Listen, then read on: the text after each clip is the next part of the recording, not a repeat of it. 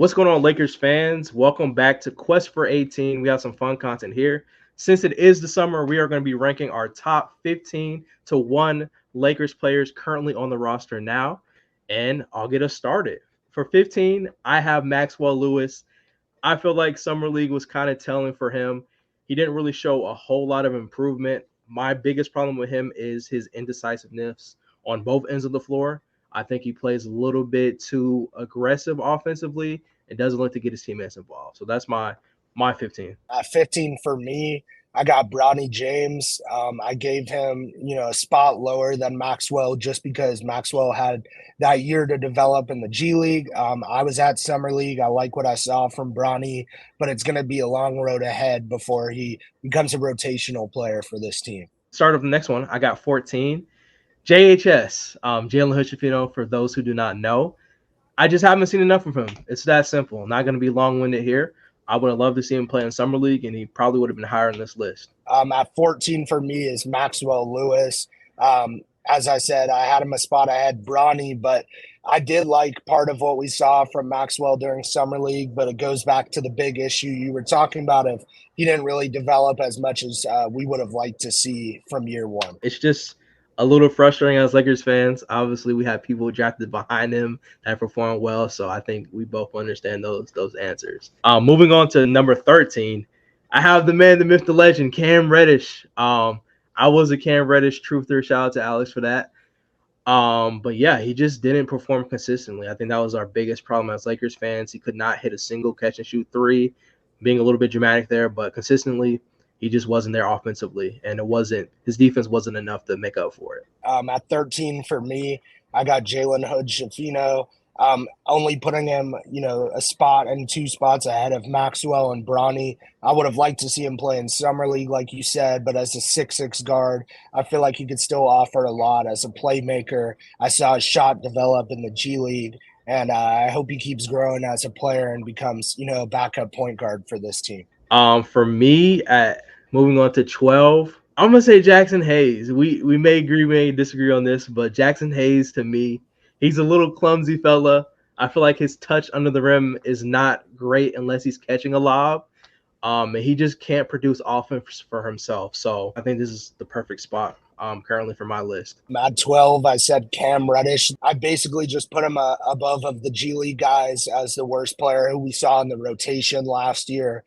Defensively, he was a monster at times, guarding people like PG and Kawhi, we all remember. But offensively, he still has a lot of struggles. Like you said, he's not really able to be a consistent shooter yet. Now, this is kind of where our lists vary a little bit.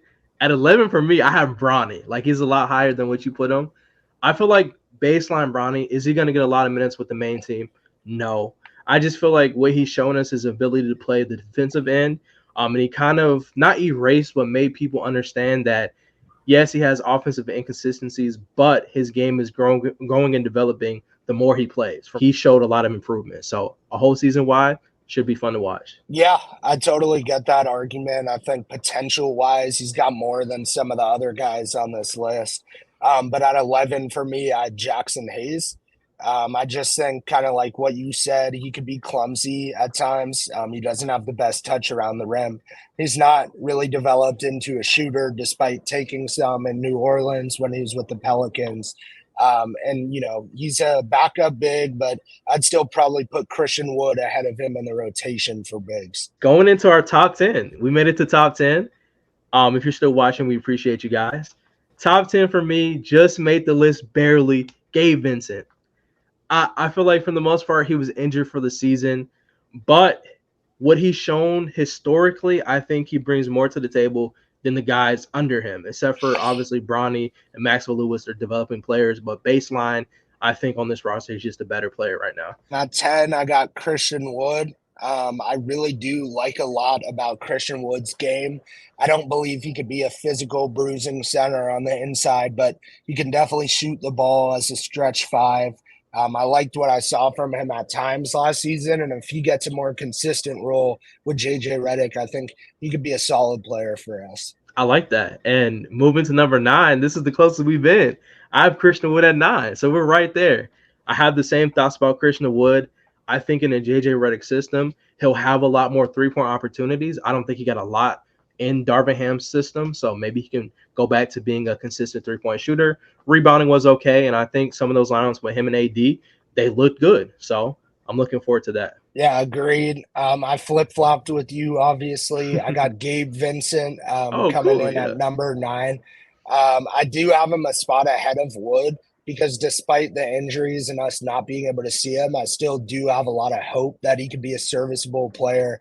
I really liked what he did for Miami in the playoffs still. I know a lot of Lakers fans will say, coming from the Heat, we can't really trust those guys. But if he could stay healthy, I still think he has the potential to be an important player for this team. Yeah, for sure. I think he probably, as a veteran on this team, has the most upside of showing improvement for sure. Moving on to number 8, highest rookie I have here.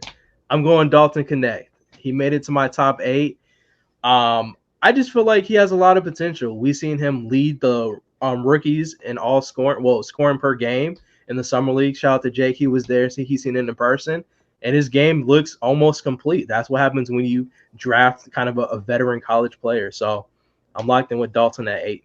Yeah, and at 8, I also have Dalton Connect. Let's I do go. believe that he has a lot more potential than some of the veterans we mentioned, as well as the other young guys. I still think he was one of the best rookies in the draft class. And even in his first year with the Lakers, I expect him to be very important to this team. I think just coming in as a veteran at 23 years of age, he's ready to play in the NBA. I think he's going to make a big difference for us, at least offensively. Yeah, I completely agree with you. Like what he showcased in summer league, it gave me a lot of hope, especially outplaying some of the other top rookies in this class. Moving on to 7, Max Christie, man. Shout out to Max Christie. He's in my 7th spot.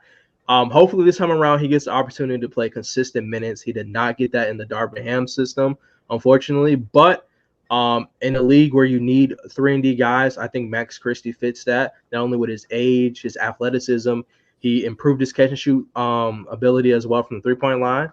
I think he fits all those boxes and should be perfect fit as a backup 2 on this team. Yeah, I very much agree. I also had Max Christie 7th. I think, when you look at him versus Dalton at 8, Max has showed us stuff on the NBA level. It's as simple as that. Dalton coming in as a rookie, it would be hard to put him above guys like Max who've produced at the NBA level. As a 3-and-D player, I still think he has potential to climb this list. And by the end of the year, I wouldn't be surprised if he was 5th or 6th for me. We're locked in right now, Jake. I'm not gonna lie, that's Yeah. 2 in a row. Let's see if I can continue it. I think we might part ways here. Number 6 for me is Vando. I feel like Vando, he was a huge part of our defense like these last 2 years we've had him. Unfortunately, he's had injury problems. I mean, when you think about Vando, you think about the guy who's going to dive on the floor for every loose ball, full court defense. He's going to crash the glass.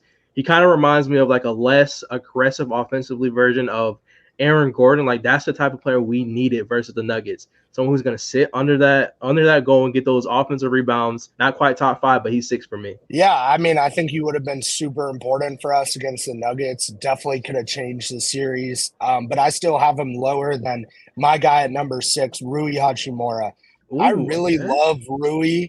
I considered putting Rui as high as 4, actually. But with Rui, just because of the lack of rebounding and physicality at times on defense, I put him lower just because with the Lakers, we did see a great 3-point shooting team this last year, but not a great defensive team. And that's kind of why I valued Vando a little higher than a guy like Rui. Obviously, welcome to the top 5. I have Rui at 5. For the same reasons I don't have him at top 4-ish.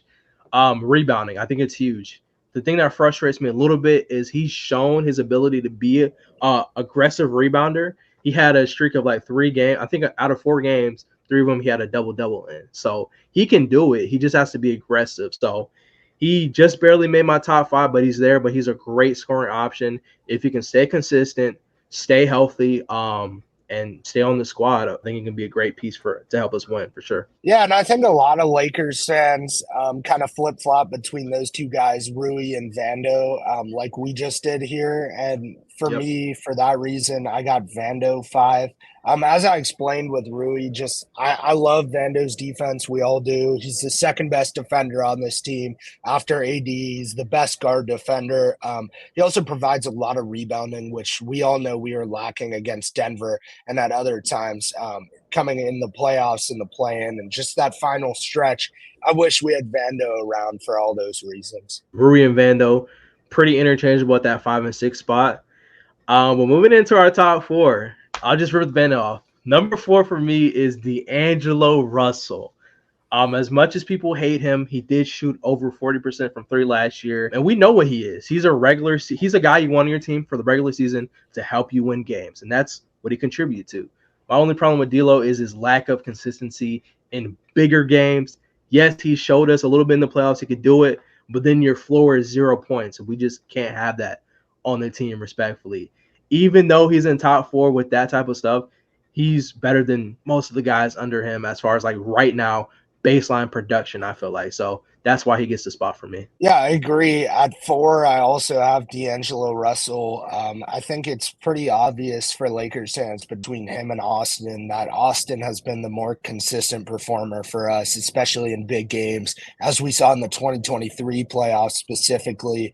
But D'Lo is still a guy who you want on your team for the regular season, and you can't underestimate 82 games. He's a over 40% 3-point shooter for a long time now.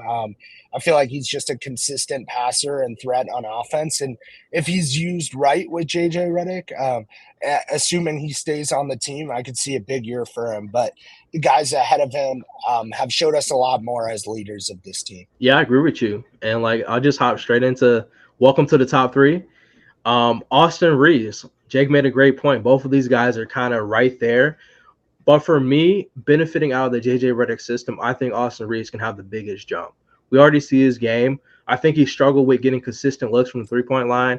JJ Redick is going to make sure that he's in the position to score, and a lot of those shots are going to be a lot easier than what he's forced to put out last year and the years before that. So I think his job is going to get easier as a scorer, and I think he's just going to produce probably better than D'Lo, if I'm being honest. And I just like the idea of Austin Reeves being with an organization long term compared to D'Angelo Russell. And I'm pretty comfortable saying that Austin Reeves will be here by the end of the season for sure, and way beyond that. And I also have Austin at 3. I think he's the most important younger Laker going into this next era, even beyond the LeBron and AD era. Reeves is really a key Laker. You can't underestimate him at this point. He's a scorer. He's taken a big jump from year 1 to year 2, also from year 2 to year 3. And if you go look at the stats, like where he's at now, with the potential, with this team, I think he can jump, make another jump, get even higher. He won't pass Bron and AD as long as they're on this team, just in terms of overall players. But he's very, very important for this team, and I think they know at this point not to trade him. And I like what he brings to our squad night in, night out. And he's a guy, may I remind people, he played every single game last season. He was there. He's a road dog. He's going to grit and grind every single night and contribute how he can. So shout out to Austin Reeves. And now we get to the top two. I mean, obviously the two names here, we already know what it is, LeBron and AD. But for me, getting into my number 2, I am putting LeBron James. I know there's a lot of LeBron fans out there. Y'all might hate me, but come on, it's top 2. Let's not complain too much. LeBron James is going to be 40 years old this season. For the first time, I feel like he can be in a comfortable spot to let Anthony Davis kind of transition to being the main guy. But for me, Bron, obvious top 2. I mean, he's not dropping points per game by much. He's not dropping rebounds and assists. It almost feels like he's getting a lot better. So I expect him to shoot a lot more threes this season, which is funny to say. But in a JJ Redick central system, I think it's going to be easier for him to get open looks. So I'm looking for him to have one of his better offensive seasons he's had in his career and help contribute to winning for this team. Yeah, I mean, I could see we have the same top 4. There's been a lot of times in the past where I've had Anthony Davis number 2 on this team. LeBron for years has talked about how it's Anthony Davis's team. He's always said things like that. But it wasn't until this last season where we saw a consistent, healthy AD where I feel like he really took that leap above LeBron. For that reason, I have LeBron at 2. Obviously, we still know what he can do at his age, but he is going to be 40 years old this season. And with AD, coming into his own on this team, I really think he's proven to be the most important player for every big game at this point. And for me, I do have AD as a top 5 player in the NBA when healthy. Yep. We've pretty much confirmed our number one. Our number one right now, for me, I'll just say me. My number one is Anthony Davis. I feel like this is the year, not only where he can be the best defender in the league, potential defensive player of the year, but potentially MVP as well. I think he's hungry for it. I've seen the disrespect. He's seen the disrespect. And hopefully we can get a big to pair next to him and make his job a lot less demanding. If you guys watch USA basketball, you see how free and flexible Anthony Davis is on the defensive end. Well, hello, it's not some huge mystery to solve. He has Bam next to him, another athletic center who can play defense, allows AD to roam on the defensive end, and it makes his job on offense even easier. So if we can get a center in the pair next to Anthony Davis, I think this will be the best season of his career. So that's why I have Anthony Davis at number one. Excited to see how he plays this year. Should be a really fun Lakers season. And obviously, same for me. I have Anthony Davis number one. You made a lot of really great points about him, but I think just overall as fans, we want to see another consistent, healthy season out of him. He's already locked up the number one spot for both of us, but he has even more potential in the NBA. Obviously, I feel like he's gotten robbed of a few Defensive Player of the Years from Rudy Gobert and everything that goes into that. I also expect Wemby to win, a lot of the next 10. But I still think Anthony Davis, overall 1 through 5, is the best defender in the NBA. I think he's shown that he's able to shoot when he's in the right system to do so, and I still believe in him from there. And then on the inside, he's just going to be a monster. He's athletic. He still has all the juice he had when he was younger. Even though he's filled out his body more, I think it'll serve him well. And as long as he gets a bruising center next to him to absorb a lot of the workload, I think he's going to be a top 5 player in the NBA again this season. That is our list. We both agreed on the top 4. I feel really good about both of our lists. Obviously, as a whole, a lot can change in the season, but we're both extremely excited to watch the Lakers this year. All of these guys, even if we don't make a trade that changes the landscape of the team, I think, at the end of the day, we're blessed that we can watch Anthony Davis and LeBron as our 1 and 2, as well as some of these other guys like Reeves, Vando, Rui still contribute to this team in such a large way. So I'm really excited about this season. Anthony Davis MVP season. This is our top 15 from 15 to 1 rating of the 2024 season. So excited to watch Lakers basketball. And if you want more content with Jake, Alex, Allen, and your other host, Earl, Quest for 18 has content on YouTube, TikTok, Instagram, Twitter. Make sure you follow up, and Linktree will be down below. Hopefully you guys all have a great day, and thank you so much for watching.